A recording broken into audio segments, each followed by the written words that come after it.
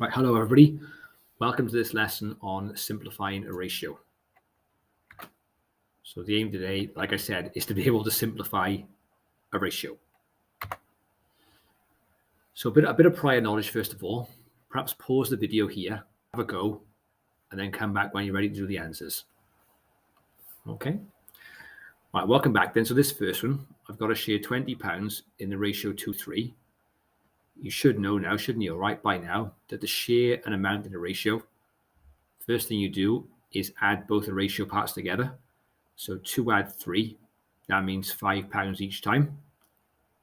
And it's my goal to share out £20. So I'm thinking, how many times do I have to give out £5 to make £20? Well, 5 times 4 is 20. So you go around 4 times. So this person's going to get £2 4 times. So that's £8. 2 4s are 8. This person's going to get £3 4 times. And 3 times 4 is 12. And so you can see it's 8 to 12. And you know you're right because 8 add 12 does make 20. Okay, so that one definitely works. All right. Number 2, £20 again, ratio 4:6. Well, again, 4 add 6. This time is £10 each time. And how many 10s do you need to give out to make 20?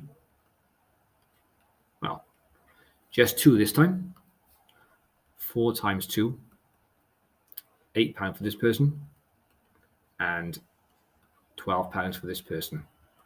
So it's actually the same answer as the first question. It's still 8 to 12. All right, that was times by 2, sorry.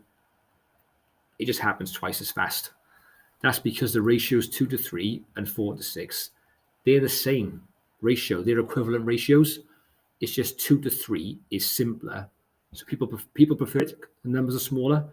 And that's our goal today, all right, is to start with a ratio and try and write it in a simpler form. So a bit more information.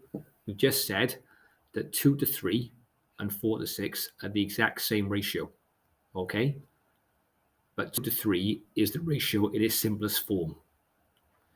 Another example, 3 to 7 is the same as 9 to 21. You probably see the pattern, but I'll show you now in the next line, on the next slide. Right, so here's our examples. So pause the video, have a go, and come back when you're ready. Okay, welcome back. So this first question, it was 4 to 20. And I remember I'm trying to think, if you look back to the examples, the prior knowledge ones, you'll just see that if you compare 2 to 3 and 4 to 6, I hope you see that you've just doubled the 2 and doubled the 3. All right, and that makes a different ratio, but it has the same effect. It's an equivalent ratio. Like, see in this one here, 3 to 7. If you do 3 times 3, you get 9. And if you do 7 times 3, you get 21. So as long as you times both parts of the ratio by the same number, the ratio is equivalent. So if I'm working backwards now, I'm trying to think, where did 4 to 20 come from? Have I times 2 numbers by the same number to make 4 to 20? Well, I have. I can see that 4 and 20 are both in the 4 times table. So to make them go smaller, I'll divide them both by 4. 4 divided by 4 is 1, and 20 divided by 4 is 5. And that will be the simplest form of the ratio. And you can check, right? Because 1 times 4 is 4, and 5 times 4 is 20. So it does work backwards as well. This one, 9 to 21. Right, which times table are 9 and 21 both in? I think the 3 times table, actually. They're both in the 3 times table. So I'll divide both by 3 and see what happens. 9 divided by 3 is 3, and 21 divided by 3 is 7. Okay, and that can't be simplified anymore. And this last one, there's 3 parts here, but it doesn't matter. Now, some people say this one, that they're all in the 2 times table. Well, that's fine. You could divide them all by 2, and you would get 6 to 10 to 16. But that wouldn't be the best possible answer because you could divide it by 2 again. See, 2 goes into 6 and 10 and 16. So you could go again, divide it by 2, and you get 3 to 5 to 8. And that would be finished because nothing goes into 3, 5, and 8 apart from 1. And if you divide by 1, you're going to go back to the same answer. In fact, the quickest way to do question 3 was to spot that actually you could have done it in one step. I'm sure someone spotted that all these here in one step. Sorry about the slight delay here. All these actually were in a better times table, the 4 times table. But today, as long as you get to the answer in the end, 1 step, 2 steps, 3 steps, doesn't matter, okay? As long as you put the ratio in its simplest form. So those are the examples. And another one as well, look. So this one, pause the video, have a go, and then come back when you're ready. Okay, welcome back. So this one tells us that there's 20 girls and 12 boys. What's the ratio of girls to boys in its simplest form? Well, 20 girls to 12 boys. Oh, not again. This one, look. Aren't they both in the 4 times table again? They are, look. Man, lots of 4s today. How many 4s are in 20? 5. How many 4s are in 12? 3. And that's finished because nothing goes into 5 and 3 apart from 1. Good. Right. A few more then. Pause the video. Have a go. Come back when you're ready. Okay, welcome back then. So this question 5, the problem is that these units aren't the same. And they need to be if you want to compare ratios. But you should know that 1 kilogram is 1,000 grams. So this is 1,000 grams to 200 grams. Now, a lot of people say that these are both, for example, in the 100 times table. And they are.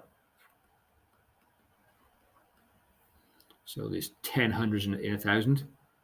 And there's 200s and 200. And again, you could divide these by 2 again now, okay? And I think you're going to get 5 to 1. All right. I'm not sure if anyone spotted, but you could have done it in one stage by dividing by 200. But as long as you get there in the end today, that's cool. All right. And number 6, look, you've got minutes and hours. That's not going to cut it. So 20 minutes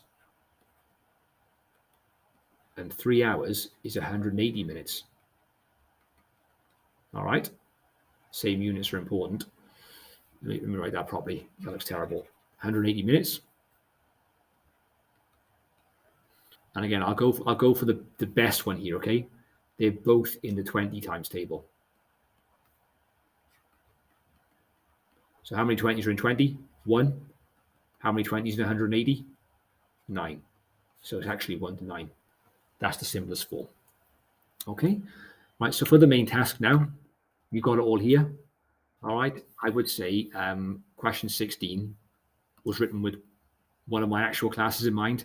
So I wouldn't do 16 because it's not going to work for your class at the moment. Well, very unlikely to. So pause the video, have a go at all these and try and write them all in the simplest form. And the answers will be on the next slide. If anyone does finish, you could skip the video on a bit and you could have a look at the challenge question as well. But pause it here first, have a go at the main task, and then come back when you're ready for the answers. Okay, welcome back. Here are the answers. Again, question 16, not really doable. So the answers are on the board. Make sure you mark those. Pause it here to mark your work. And the challenge was there, and the solution was here. Now comes the checking question, okay?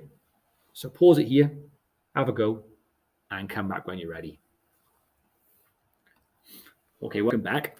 So again, you see this one's no big deal. Just have to work out the actual numbers first before you can do the ratio. All right, 81 divided by 3, maybe in the bus stop method or do it in your head.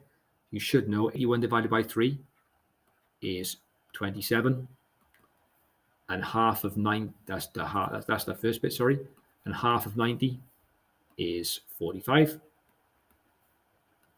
And again, I think the best times table you could pick for this one, the biggest one, that they're both in the 9 times table. So how many 9s in 27? 3.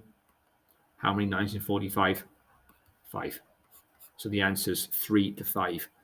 And you cannot simplify that any further. And we're done. So thanks for listening. Thanks for watching. Stay safe. I'll see you soon. Nice one.